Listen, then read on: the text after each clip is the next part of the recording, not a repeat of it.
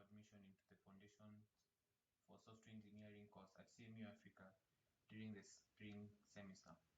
This application allows the user to register using their username, their full name, and their password, and also allows the user to log in if they have already created an account.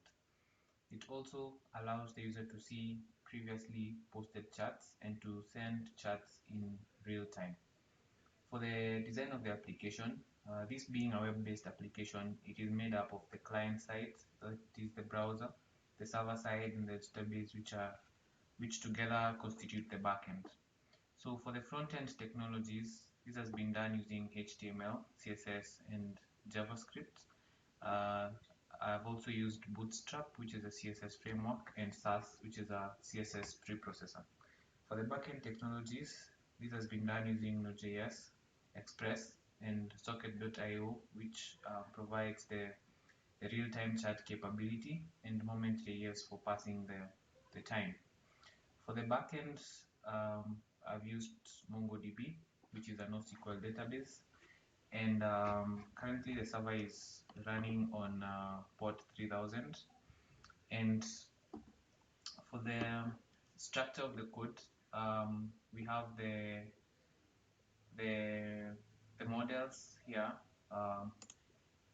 For the chat model, we have the schema here, and for the user model, we have the schema here.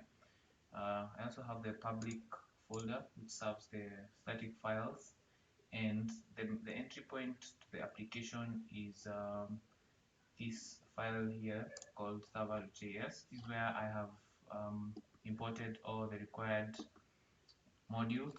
We have Express, we have Socket.io, the models, and moment.js, and bcrypt for the hashing of the password, and Mongoose, which is an ORM for the MongoDB. So from here, this is where everything is happening. When the user joins a room, when they log out, when they log in, when they register, and when they send a message. So this is for the structure of the code. Now I'm going to do a demonstration of the functionality of the application. So I'm going to the browser, and I'm going to create a user called John.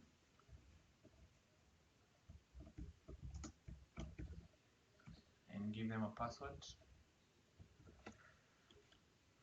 As you can see, when they register, they are told that the registration is successful. There's also validation in that if the user tries to register without filling all the fields, they are notified that all the fields are required. So I'm now going to log in using this user I've just created.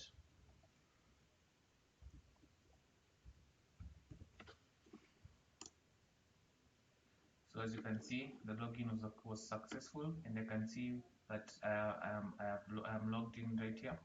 I'm now also going to open another tab and access the application on port 3000. I'm going to create another user called Jane and register.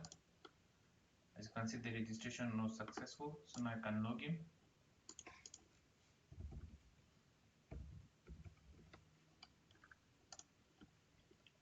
When I log in, you can see that there are two currently logged in users, and when I go to the other tab, you can see that the user was notified that a new user has joined. So I'm going to send a message as John, and as you'll see, Jane sees this message as well as the time when it was sent. I'm going to reply, and as you can see on this other end, John also sees the message. So assuming I leave, one user leaves the room, you will see that all the users that are logged in are notified, and they are able to know what is going on.